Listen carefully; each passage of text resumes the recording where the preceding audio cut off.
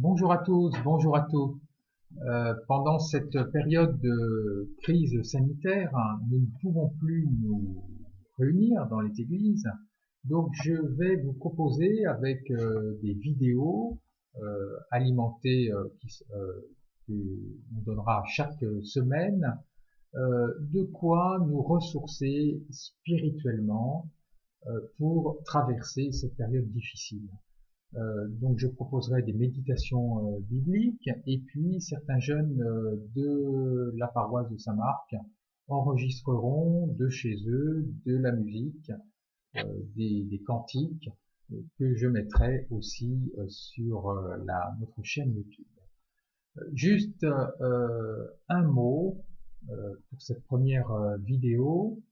J'aimerais vraiment aller à contre-courant de ce que certains leaders religieux, très peu nombreux, fort heureusement, même chrétiens, affirment en disant que, je cite un de ces leaders, le coronavirus est un fléau envoyé par Dieu pour punir les méchants. Alors ça, nous ne pouvons pas entendre et tenir un tel discours qui va à l'encontre de la bonne nouvelle de Jésus-Christ. Et j'aimerais vous lire à ce propos un extrait de l'évangile de Jean au chapitre 9. Jésus et ses disciples se promènent et puis ils rencontrent un aveugle de naissance. Je lis. En passant, Jésus vit un aveugle de naissance. Ses disciples l'interrogèrent. Rabbi, qui a péché, lui ou ses parents, pour qu'il soit né aveugle? Jésus répondit, ni lui, ni ses parents n'ont péché, mais c'était pour que les œuvres de Dieu se manifestent en lui. Il nous faut travailler aux œuvres de celui qui m'a envoyé.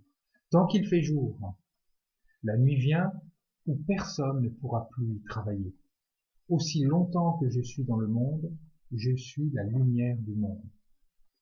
Cela dit, il cracha à terre et avec la salive, il fit de la boue, puis il appliqua la boue sur les yeux de l'aveugle. Et il lui dit, va te laver à la piscine de Siloé. Ce nom se traduit par envoyé. L'aveugle y alla donc, il se lava, et quand il revint, il voyait. Là, les disciples se demandent, mais comment ça se fait qu'il soit aveugle? C'est qu'il subit les conséquences d'un péché quelconque, soit son propre péché, soit les péchés de ses parents. Alors, les péchés, ses propres péchés, on a du mal à comprendre, mais dans la mentalité de l'époque, on pensait que même dès le sein de sa mère, on pouvait mal se comporter. En tout cas, Jésus est très clair. S'il est aveugle, il ne subit absolument pas les conséquences des fautes qu'auraient commis ses parents, ni lui. Ni lui, cet aveugle dans le sein de la mère, responsable de ce qui lui arrive. Par contre, Jésus rajoute une chose très intéressante, c'est qu'il faut travailler aux œuvres de celui qui m'a envoyé. Envoyé, celui, c'est Dieu. C'est Dieu qui a envoyé Jésus. Et en fait, tant qu'il fait jour, c'est-à-dire tant qu'on est en vie, tant que Jésus est en vie, eh bien, son but, c'est vraiment de soulager la souffrance et la maladie.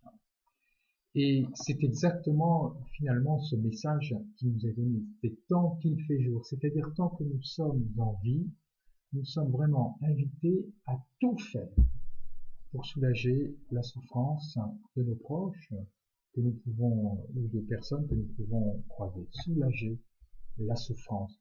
Finalement, la question, ce n'est pas, mais d'où vient le mal, d'où vient la souffrance, d'où vient la maladie, mais de tout faire pour soulager.